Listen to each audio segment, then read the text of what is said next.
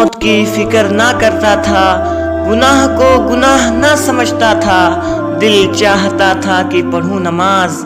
پر مسجد تک جسم نہ لے جاتا تھا، دنیا کی رونق میں مگن تھا، وقت دوستی میں برباد کرتا تھا، پر ایک دن اندھیرا چھا گیا، آنکھ کھلی تو خود کو قبر میں پایا، پھر سوال کیا گیا کیا لے کر آیا، تو جواب کے لیے کوئی بہانہ نہ بن سکا۔ وہ تو دنیا میں جھوٹ بول سکتا تھا، لیکن اب رب العالمین کے سامنے تھا۔ گھر جانا چاہا لیکن جا نہ پایا، قبر کی تنہائی نے بہت ڈرایا، قبر کی تنہائی نے بہت ستایا، آواز دی اپنوں کو تو کوئی نہ آیا، وقت ہے سنبھل جا، نیکیوں کی طرف لوٹا، نماز کی طرف لوٹا،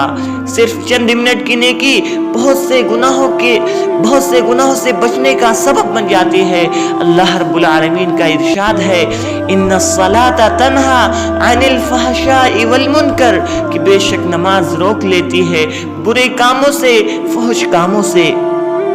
قرآن مجید کا ایک رکوع روزانہ پڑھنے سے سال میں 3 مرتبہ قرآن ختم ہو جاتا ہے، لیکن اللہ کی دی ہوئی طاقت سے ہمیں کم از کم 1 پارہ یا آدھا پارہ روز پڑھنا چاہیے، تاکہ اللہ کی دی ہوئی عظیم نعمت آنکھ کا شکریہ ادا ہو سکے، اور اللہ رب العالمین کی دی ہوئی روزی میں سے غریبوں کی مدد کریں، فقیروں کی مدد کریں، یتیموں کی مدد کریں، بیواؤں کی مدد کریں، صدقات و خیرات دیں، تاکہ اللہ کی دی ہوئی روزی کا شکریہ ادا ہو سکے۔ محترم ناظرین، اگر ہم چاہتے ہیں کہ صدقہ جاریہ کے طور پر اس دنیا کے اندر ہم کوئی کام کریں، تو دیر کس بات کی، آپ اس ویڈیو کو شیئر کریں اور صدقہ جاریہ کے مستحق بنیں، کیونکہ عین ممکن ہے کہ جس شخص کو آپ یہ ویڈیو شیئر کریں گے تو انشاءاللہ وہ اپنی زندگی میں بدلاؤ لے کر آئے گا، اور وہ آگے بھی شیئر کرے گا، جس سے آپ صدقہ جاریہ